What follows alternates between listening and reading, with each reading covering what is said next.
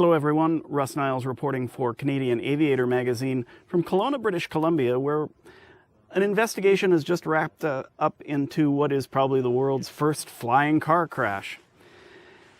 Based on what we've seen today, it looks like a little tangle in the control lines and bad C of G contributed to some instability in the aircraft and maybe a breath of wind, maybe some wake turbulence. Took the fabric wing, pushed it beyond its limits, and as you'll see in the accompanying video, sent the aircraft spiraling out of the sky in Vernon, British Columbia in early May. We have come to the point in this investigation process where thankfully we've learned some good lessons. We've thoroughly reviewed frame by frame the GoPro videos as well as looking our flight data that was recorded.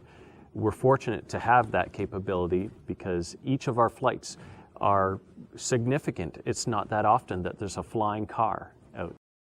And this flight test did not go as planned.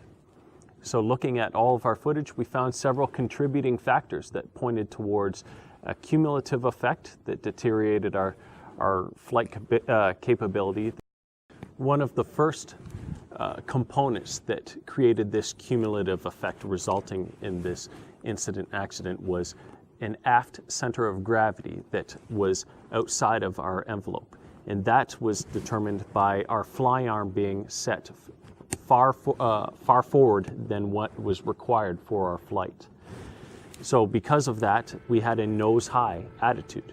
And that nose-high attitude resulted in a much greater power requirement for all phases of flight.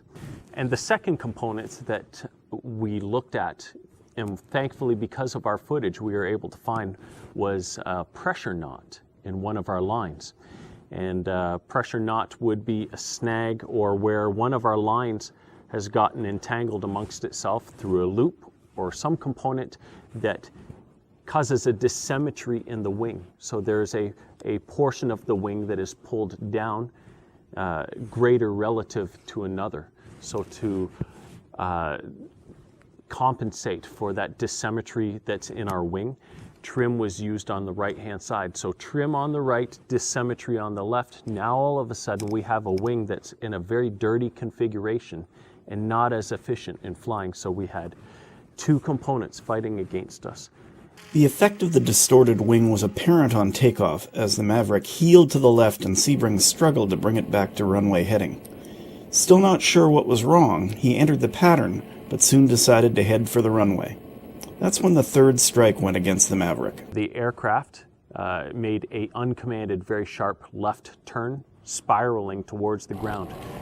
And the response was immediate opposite control, full power.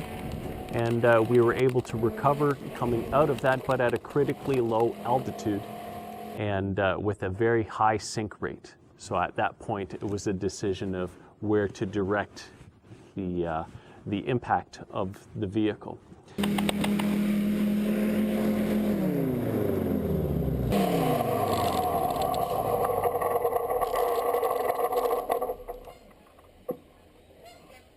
Now, it's not often the onboard cameras survive the crash to record the rescue, but the GoPros kept going as Sebring's passenger, his uncle Ed Hasdick, pulled himself free.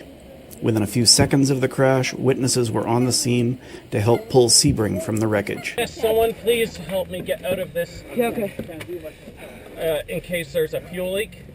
Okay. Can you move? Just pull me straight. So which way does the seat come back? The seat does not come back. Oh. Okay. Okay, I'm gonna get you out.